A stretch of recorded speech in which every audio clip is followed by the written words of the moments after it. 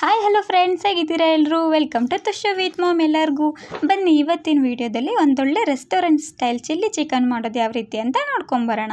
ಮೊದಲನೇದಾಗಿ ನಾನಿಲ್ಲಿ chilli chicken ಮಾಡೋದಕ್ಕೆ 1 kg ಆಗೋಷ್ಟು ಚಿಕನ್ನ ಚಿಕ್ಕ ಚಿಕ್ಕ ಪೀಸಸ್ ಮಾಡಿ ವಾಶ್ ಮಾಡಿ ತೊಗೊಂಡಿದ್ದೀನಿ.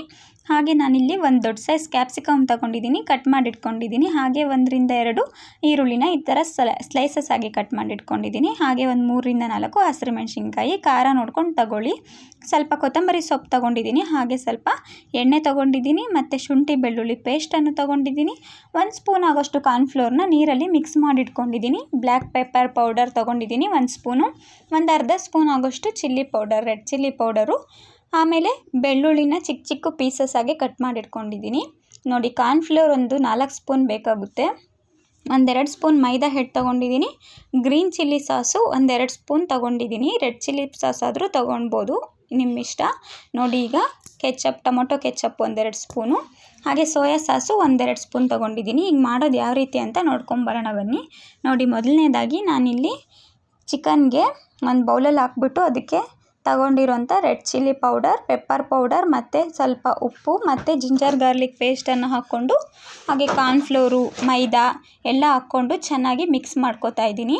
ತುಂಬ ನೀರು ಹಾಕೋದಕ್ಕೆ ಹೋಗಬೇಡಿ. ಸ್ವಲ್ಪ ನೀರು ಬೇಕು ಅನಿಸಿದ್ರೆ ಸ್ವಲ್ಪ ನೀರು ಹಾಕ್ಕೊಂಡು ಮಿಕ್ಸ್ ಮಾಡಿಟ್ಕೊಳ್ಳಿ. ಚಿಕನು ನೀರು ಬಿಡುತ್ತೆ, ಹಾಗಾಗಿ ಆಮೇಲೆ ಖಾರ ಎಲ್ಲ ಹಿಡಿಯೋದಿಲ್ಲ. ಹಾಕ್ಬಿಟ್ಟು ಒಂದು ಅರ್ಧ ಗಂಟೆ ಮ್ಯಾರಿನೇಷನ್ ಮಾಡಿಬಿಟ್ಟು, ನೋಡಿ, ಎಣ್ಣೆನ ಕಾಯೋದಕ್ಕಿಟ್ಟಿದ್ದೆ. ಎಣ್ಣೆ ಎಲ್ಲ ಚೆನ್ನಾಗಿ ಬಿಸಿಯಾಗಿದೆ. ಈಗ ನಾವು ರೆಡಿ ಮಾಡಿ ಮ್ಯಾರಿನೇಟ್ ಮಾಡಿ ಇಟ್ಕೊಂಡಿರೋಂಥ ಚಿಕನ್ ಪೀಸಸ್ನ ಹಾಕ್ಕೊಂಡು ಫ್ರೈ ಮಾಡ್ತಾಯಿದ್ದೀನಿ. ನೀವು ಕಬಾಬ್ ಎಲ್ಲ ಫ್ರೈ ಮಾಡ್ತೀರಾ ಅಲ್ವಾ, ಸೇಮ್ ಅದೇ ಥರ ಇದನ್ನು ನಾವಿಲ್ಲಿ ಫ್ರೈ ಮಾಡ್ಕೋಬೇಕಾಗುತ್ತೆ ಎಣ್ಣೆಯಲ್ಲಿ ಫಸ್ಟು. ಈ ರೀತಿ ಮಾಡೋದ್ರಿಂದ ನಿಮಗೆ ರೆಸ್ಟೋರೆಂಟಲ್ಲಿ ಡಾಬಾದಲ್ಲೆಲ್ಲ ತಿಂದಿರ್ತೀರಲ್ವ, ಸೇಮ್ ಅದೇ ಟೇಸ್ಟ್ ಕೊಡುತ್ತೆ ಇದು. ಈಗ ನಾವೇನಿಲ್ಲ ಅಂದ್ರೂ ಒಂದು 10 ರಿಂದ 15 ನಿಮಿಷ ಇದನ್ನು ಎಣ್ಣೆಯಲ್ಲಿ ಫ್ರೈ ಮಾಡ್ಕೋಬೇಕಾಗುತ್ತೆ. ಚೆನ್ನಾಗಿ ಚಿಕನ್ನೆಲ್ಲ ಒಳಗಡೆನೂ ಬೇಯಿಸ್ಕೊಳ್ಳಿ. ಚೆನ್ನಾಗಿ ಫ್ರೈ ಮಾಡ್ಕೋಬೇಕಾಗುತ್ತೆ. ನೋಡಿ, ಈಗ ಒಂದು ಸೈಡ್ ಎಲ್ಲ ಬೆಂದಿದೆ. ನಾನು ಇದನ್ನು ತಿರುಗಿಸ್ಕೊಂಡು 2 ಸೈಡ್ ಬೇಯಿಸ್ಕೋತಾ ಇದ್ದೀನಿ. ಚೆನ್ನಾಗಿ ಫ್ರೈ ಮಾಡ್ಕೋಬೇಕು. ನೋಡಿ, ನಾವಿಲ್ಲಿ ಚಿಕನ್ನನ್ನು ಫಸ್ಟು ಚಿಕ್ಕ ಚಿಕ್ಕದಾಗಿ ಕಟ್ ಮಾಡ್ಕೊಳ್ಳೋದ್ರಿಂದ ಇದು ಬೇಗ ಫ್ರೈ ಆಗುತ್ತೆ, ಒಳಗಡೆ ಎಲ್ಲ ಚೆನ್ನಾಗಿ ಬೇಯುತ್ತೆ. ದಪ್ಪ ಹಾಗೆ ಹಾಕ್ಕೊಂಡ್ರೆ ಬೇಗ ಬೇಯೋದಿಲ್ಲ. ಹಾಗಾಗಿ ನಾನಿಲ್ಲಿ ಚಿಕ್ಕ ಚಿಕ್ಕ ಪೀಸಸ್ ಆಗಿ ಆದಷ್ಟು ಕಟ್ ಮಾಡ್ಕೊಂಡಿದ್ದೀನಿ. ನೋಡಿ, ಈ ರೀತಿ ಫ್ರೈ ಆದರೆ ಸಾಕು. ಗೋಲ್ಡನ್ ಬ್ರೌನ್ ಕಲರ್ ಬಂದಿದೆ. ಈಗ ನಾನು ಇದನ್ನೆಲ್ಲ ಎತ್ತಿಟ್ಕೋತಾ ಇದ್ದೀನಿ ಸೈಡಲ್ಲಿ. ಈ ರೀತಿ ಫ್ರೈ ಮಾಡ್ಕೋಬೇಕು. ಒಂದು 10 to 15 ಮಿನಿಟ್ಸ್ ಆದರೂ ನಾವಿಲ್ಲಿ ಫ್ರೈ ಮಾಡ್ಕೋಬೇಕಾಗುತ್ತೆ. ನೋಡಿ, ಈಗ ನಾವು ಫ್ರೈ ಮಾಡಿರೋದನ್ನೆಲ್ಲ ನಾನು ಎತ್ಬಿಟ್ಟು ಒಂದು ಬೌಲಲ್ಲಿ ಹಾಕಿ ಇಟ್ಕೋತಾ ಇದ್ದೀನಿ ಸೈಡಲ್ಲಿ. ಹಾಗೆ ನಾನು ಮಿಕ್ಕಿರೋ ಚಿಕನನ್ನು ಸಹ ಇದೇ ರೀತಿ ಮಾಡಿಬಿಟ್ಟು ತಗೊಂಡು ಇಟ್ಕೊಂಡಿದ್ದೀನಿ. ಈಗ ನೆಕ್ಸ್ಟ್ ಸ್ಟೆಪ್ಗೆ ಹೋಗೋಣ ಬನ್ನಿ. ಇದೆಲ್ಲ ರೆಡಿ ಆಯಿತು. ನೋಡಿ, ಈಗ ನಾವು ಸ್ಟವ್ ಮೇಲೆ ಒಂದು ಬಾಣಲಿನ ಇಟ್ಕೊಂಡಿದ್ದೀನಿ. ಅದಕ್ಕೆ ನಾನು ಚಿಕನನ್ನು ಫ್ರೈ ಮಾಡಿರೋ ಎಣ್ಣೆನೇ ಹಾಕ್ತಾಯಿದ್ದೀನಿ ಇಲ್ಲಿ ಇದನ್ನು ಮಾಡ್ಕೊಳ್ಳೋದಕ್ಕೆ. ಎಣ್ಣೆ ಹಾಕ್ಬಿಟ್ಟು, ಎಣ್ಣೆ ಚೆನ್ನಾಗಿ ಬಿಸಿಯಾಗಿದೆ. ಈಗ ಕಟ್ ಮಾಡಿ ಇಟ್ಕೊಂಡಿರೋಂಥ ಬೆಳ್ಳುಳ್ಳಿ ಪೀಸಸ್ನ ಹಾಕ್ಕೋತಾ ಇದ್ದೀನಿ. ಹಾಗೆ ಕಟ್ ಮಾಡಿ ಇಟ್ಕೊಂಡಿರೋಂಥ ಹಸಿರು ಮೆಣಸಿನ್ಕಾಯಿನೂ ಸಹ ಹಾಕ್ಕೋತಾ ಇದ್ದೀನಿ. ಇವೆರಡನ್ನೂ ನಾವು ಚೆನ್ನಾಗಿ ಫ್ರೈ ಮಾಡ್ಕೋಬೇಕಾಗುತ್ತೆ. ಈಗ ಖಾರ ಎಲ್ಲ ಬಿಟ್ಕೊಳೋವರೆಗೂ ಸ್ವಲ್ಪ 1 ನಿಮಿಷ ಫ್ರೈ ಮಾಡಿಕೊಂಡು ಇದನ್ನು ಆಮೇಲೆ ಇದಕ್ಕೆ ನಾವು ಕಟ್ ಮಾಡಿ ಇಟ್ಕೊಂಡಿರೋಂಥ ಈರುಳ್ಳಿನೂ ಹಾಕ್ಕೊಳ್ಳೋಣ. ನೋಡಿ, ಈಗ ಈರುಳ್ಳಿನೂ ಹಾಕ್ಕೊಂಡು ಚೆನ್ನಾಗಿ ಇದನ್ನು ನಾವು ಫ್ರೈ ಮಾಡ್ಕೊಳ್ಳೋಣ. ಅಂದರೆ ತುಂಬ ಡೀಪಾಗಿ ಫ್ರೈ ಆಗಬೇಕು, ಈರುಳ್ಳಿ ಜಾಸ್ತಿ ಬೇಯಬೇಕು ಅಂತೇನಿಲ್ಲ. ಜಸ್ಟ್ 1 ಮಿನಿಟ್ ಇದು ಫ್ರೈ ಆದರೆ ಸಾಕು ಎಣ್ಣೆಯಲ್ಲಿ. ನೋಡಿ, ಈಗ ಈರುಳ್ಳಿ ಫ್ರೈ ಆಗಿದೆ. ಇದಕ್ಕೆ ನಾವು ಶುಂಠಿ ಬೆಳ್ಳುಳ್ಳಿ ಪೇಸ್ಟ್ ಹಾಕ್ಕೊಳ್ಳೋಣ.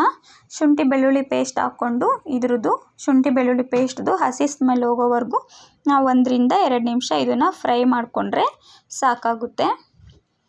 ನೀವಿಲ್ಲಿ ಶುಂಠಿನ ತುರಿದ್ಬಿಟ್ಟು ಅಥವಾ ಚಿಕ್ಕ ಚಿಕ್ಕದಾಗಿ ಕಟ್ ಮಾಡಿ ಸಹ ಹಾಕ್ಕೋಬೋದು, ಅದೂ ಚೆನ್ನಾಗಿರುತ್ತೆ. ಇಲ್ಲಾಂದರೆ ಡೈರೆಕ್ಟ್ ಶುಂಠಿ ಬೆಳ್ಳುಳ್ಳಿ ಪೇಸ್ಟ್ ಹಾಕ್ಕೊಂಡ್ರೂ ಓಕೆ. ನನ್ನ ಹತ್ರ ಶುಂಠಿ ಬೆಳ್ಳುಳ್ಳಿ ಪೇಸ್ಟ್ ಇತ್ತು, ಅದನ್ನೇ ಹಾಕ್ಕೊಂಡಿದ್ದೀನಿ. ನೋಡಿ, ನಾವೀಗ ಕ್ಯಾಪ್ಸಿಕಮ್ನು ಹಾಕ್ಕೊಂಡಿದ್ದೀವಿ. ಇಲ್ಲಿ ಕ್ಯಾಪ್ಸಿಕಮ್ ಹಾಕ್ಕೊಂಡು ಹಾಗೆ ಇದಕ್ಕೆ ಸ್ವಲ್ಪ ಉಪ್ಪನ್ನು ಹಾಕ್ಬಿಟ್ಟು ಚೆನ್ನಾಗಿ ಇದನ್ನು ಫ್ರೈ ಮಾಡ್ಕೊಳ್ಳೋಣ. 1-2 ನಿಮಿಷ ಫ್ರೈ ಮಾಡಿಕೊಂಡ್ರೆ ಸಾಕು. ಕ್ಯಾಪ್ಸಿಕಮ್ಮು ತುಂಬ ಬೇಯೋದು ಬೇಡ, ಇಷ್ಟು ಸ್ವಲ್ಪ 1-2 ನಿಮಿಷ ಫ್ರೈ ಆದರೆ ಸಾಕು. ನೋಡಿ, 1-2 ನಿಮಿಷ ಫ್ರೈ ಮಾಡ್ಕೊಳ್ಳೋಣ.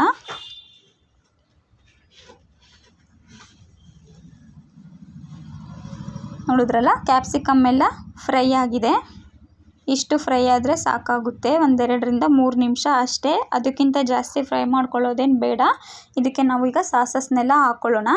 ನೋಡಿ, ಮೊದಲನೇದಾಗಿ ಸೋಯಾ ಸಾಸ್ ಹಾಕ್ಕೋತಾ ಇದ್ದೀನಿ. ಸೋಯಾ ಸಾಸು, ಟೊಮೊಟೊ ಸಾಸು ಹಾಗೆ ಚಿಲ್ಲಿ ಸಾಸನ್ನ ಹಾಕ್ಕೊಂಡ್ರೆ ಇದು ನಮಗೆ ಒರ್ಜಿನಲ್ ಟೇಸ್ಟ್ ಕೊಡುತ್ತೆ. ಒರ್ಜಿನಲ್ ಚಿಲ್ಲಿ ಚಿಕನ್ ನಾವೆಲ್ಲ ತಿಂದಿರ್ತೀವಲ್ವ ಹೋಟೆಲಲ್ಲಿ, ಅದೇ ರೀತಿ ಟೇಸ್ಟ್ ಕೊಡುತ್ತೆ ಇದು. ಹಾಗೆ ಇದಕ್ಕೆ ನಾನು ಕಾರ್ನ್ಫ್ಲೋರ್ನ ಮಿಕ್ಸ್ ಮಾಡ್ಕೊಂಡಿದ್ನಲ್ಲ ವಾಟರ್, ಅದನ್ನು ಹಾಕ್ಕೋತಾ ಇದ್ದೀನಿ. ನೀವಿಲ್ಲಿ ನೀರನ್ನು ಜಾಸ್ತಿ ಕೂಡ ಹಾಕ್ಕೋಬೋದು. ನಿಮಗೆ ಸ್ವಲ್ಪ ಇದು ಗ್ರೇವಿ ಟೈಪಲ್ಲಿ ಇರಲಿ ಅಂದರೆ ನೀರೊಂದು ಸ್ವಲ್ಪ ಜಾಸ್ತಿನೇ ಹಾಕ್ಕೊಳ್ಳಿ.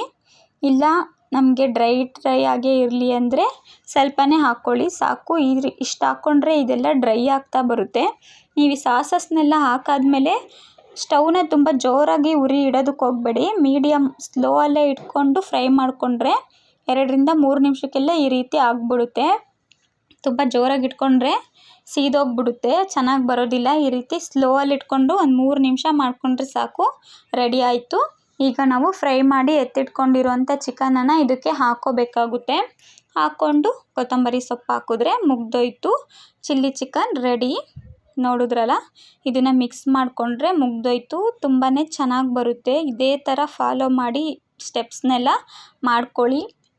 ತುಂಬ ಅಂದರೆ ತುಂಬ ಟೇಸ್ಟಿಯಾಗಿರುತ್ತೆ. ಮಕ್ಕಳಿಗೂ ಎಲ್ಲರಿಗೂ ಇಷ್ಟ ಆಗುತ್ತೆ. ಯಾವಾಗಲೂ ಒಂದೇ ಥರ ತಿಂದಿದ್ರೆ ಈ ರೀತಿಯೂ ಮಾಡಿಕೊಂಡು ಟ್ರೈ ಮಾಡಿ. ನೋಡಿದ್ರಲ್ಲ ಫ್ರೆಂಡ್ಸ್, ಇವತ್ತಿನ ರೆಸಿಪಿ ನಿಮಗೆಲ್ಲ ಖಂಡಿತ ಇಷ್ಟ ಆಗಿರುತ್ತೆ ಅನ್ಕೋತೀನಿ. ಇಷ್ಟ ಆಗಿದ್ದರೆ ತಪ್ಪದೇ ಲೈಕ್ ಮಾಡಿ, ಕಮೆಂಟ್ ಮಾಡಿ, ಶೇರ್ ಮಾಡಿ. ಹಾಗೆ ಇನ್ನೂ ಯಾರ್ಯಾರೆಲ್ಲ ನನ್ನ ಚಾನಲನ್ನು ಸಬ್ಸ್ಕ್ರೈಬ್ ಮಾಡ್ಕೊಳ್ಳದೆ ನೋಡ್ತಿದ್ದೀರಾ, ದಯವಿಟ್ಟು ಸಬ್ಸ್ಕ್ರೈಬ್ ಮಾಡ್ಕೊಳ್ಳಿ. ಮುಂದಿನ ವೀಡಿಯೋದಲ್ಲಿ ಸಿಗೋಣ. Thank you.